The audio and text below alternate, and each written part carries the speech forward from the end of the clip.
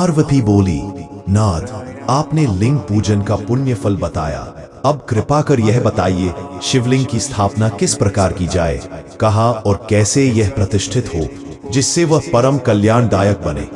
शिव मुस्कुराए और बोले, हे प्रिय, सुनो उस दिव्य ज्ञान को जो केवल अंतर्यामी योगियों को ही ज्ञात होता है।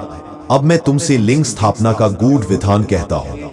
शिवलिंग की मूलभूत प्रकृति। शिव बोले, शिवलिंग कोई मात्र पाषाण नहीं, वह स्वयं ब्रह्म का चिन्ह है। जहाँ लिंग प्रतिष्ठित होता है वहां मैं स्वयं वास करता हूँ, भक्त के भाव में बंद कर। स्थापना के 5 प्रकार। स्वयंभू लिंग, जो धरती से स्वयं प्रकट हो, वह सर्वाधिक पवित्र और पूजनीय है।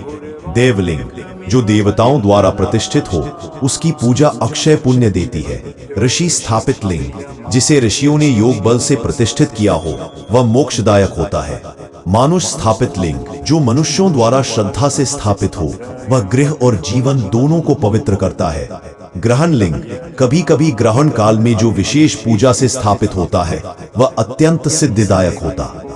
शिव बोले, हे गौरी, लिंग की स्थापना पर्वत, नदी, वन, तीर्थ, जल स्रोत, मंदिर या घर के शुद्ध स्थान पर की जाए। मिट्टी, पत्थर, स्वर्ण, रजत, शिला या पंचधातु, किसी में भी लिंग हो सकता है। लिंग उत्तर मुख होना श्रेष्ठ है। नंदी को दक्षिण दिशा में बैठाया जाए।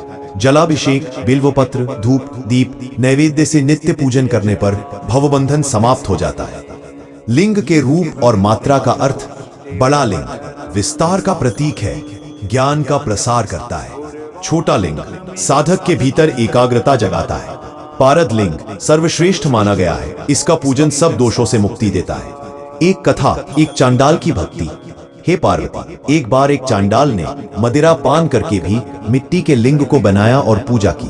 उसकी भक्ति इतनी सच्ची थी कि मैं स्वयं वहां प्रकट होकर उसे कैलाश ले गया। भक्ति ही प्रमुख है, न कि जातीय अवस्था। शिव का उपदेश। जहां लिंग प्रतिष्ठित होता है वहां यम का भय नहीं रहता। जो मनुष्य अपने घर में शुद्ध लिंग स्थापित करता है, वह स्वयं अपने पूर्वजों को तारण कर 10 गुना पूर्व। न तो आकार है न निराकार, वह तो उस मौन का प्रतीक है जिसमें सृष्टि विश्राम करती है, और जो उसका पूजन करता है वह शिव के हृदय में समा जाता है।